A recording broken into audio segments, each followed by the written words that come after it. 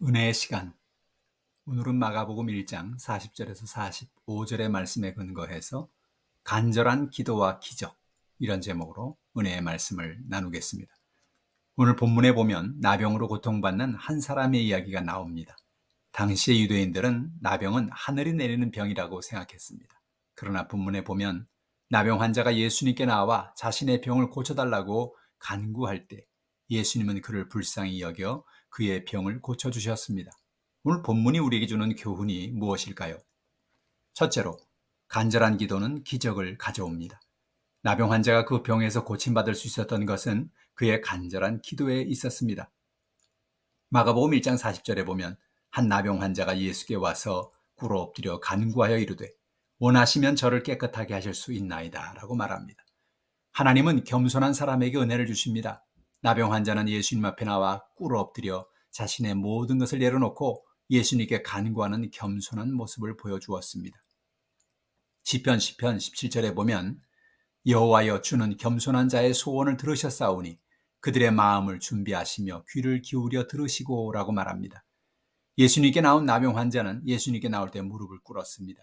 겸손하게 주님께 은혜를 구한 것이죠. 다른 곳에서 해결책이 없음을 그는 알고 있었습니다. 오늘 우리도 하나님께 나아가 겸손하게 간구합시다. 주님은 우리가 겸손하게 주님께 나올 때 은혜를 베풀어 주십니다. 하나님은 간절한 기도에 응답하십니다. 나병 환자는 예수님께 간절히 간구했습니다. 성경에 보면 수많은 사람들이 문제를 가지고 나와 하나님께 간구했습니다. 그들이 문제를 해결받을 수 있었던 이유는 그들이 하나님 앞에 간절히 간구했기 때문이지요. 오늘 우리도 예수님께 나아가 겸손하게 무릎을 꿇읍시다. 간절히 간구합시다. 예수님이 나병 환자를 고쳐주셨듯이 오늘 우리의 문제도 해결해 주시고 우리의 병도 고쳐주십니다. 둘째로, 예수님은 우리를 불쌍히 여기십니다. 마가복음 1장 41절에 보니 예수께서 불쌍히 여기사 손을 내밀어 그에게 대시며 이르시되 내가 원하노니 깨끗함을 받으라 하시니라고 말합니다. 예수님은 사람들을 불쌍히 여기십니다. 마태복음에 보면 예수님은 사람들을 불쌍히 여기시고 그들의 병을 고쳐주시고 그들에게 기적을 베풀어 주셨습니다. 마태복음 9장 36절은 이렇게 말합니다. 무리를 보시고 불쌍히 여기시니 이는 그들이 목자 없는 양과 같이 고생하며 기진함이라. 예수님은 자신에게 간절히 간구하는 나병 환자를 보시면서 그를 불쌍히 여기셨습니다. 당시에는 나병에 걸리면 가족들과 격리되어 동네 밖에서 살아야 했습니다. 예수님은 나병 환자가 가족들에게서 버림받아 살아온 것을 보시고 그를 불쌍히 여기셨습니다. 예수님은 나병 환자가 가진 죄책감, 수치심과 같은 상한 마음을 보시고 그를 불쌍히 여기셨습니다. 예수님은 병을 고쳐주시기를 원하십니다.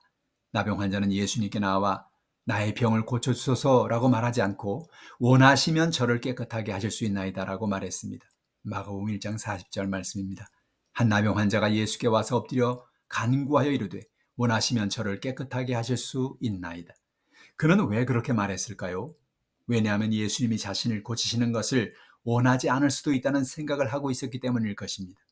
나병 환자는 그동안 수많은 사람들에게 버림받고 수치를 당하고 살았기 때문에 예수님도 다른 사람들처럼 나병에 걸린 자신을 가까이 하지 않으시고 고쳐주시기를 원하지 않을 수도 있다는 생각을 했을 것입니다. 그래서 그는 간절히 고침을 받기 원했지만 예수님이 자신을 고쳐주실까 하는 생각을 했던 것입니다. 그의 추측과는 달리 예수님은 그를 고쳐주시기를 원하셨습니다. 마가복음 1장 41절에 예수께서 불쌍히 여기사 손을 내밀어 그에게 대시며 이르시되 내가 원하노니 깨끗함을 받으라 하시니라고 말했습니다. 나병 환자를 불쌍히 여기신 예수님은 나병 환자가 치료되기를 원하실 뿐만 아니라 그 나병 환자에게 손을 내밀어 그의 몸에 손을 대셨습니다. 이것은 참으로 놀라운 사건입니다. 나병 환자에게는 누구도 손을 대거나 만져서는 안 됩니다. 나병 환자에게 손을 대면 그도 부정해지기 때문입니다. 감염이 될지도 모를 일입니다. 그럼에도 불구하고 예수님은 나병 환자를 불쌍히 여기셔서 사랑의 마음으로 그에게 손을 대시고 그를 어루만져 주신 것입니다.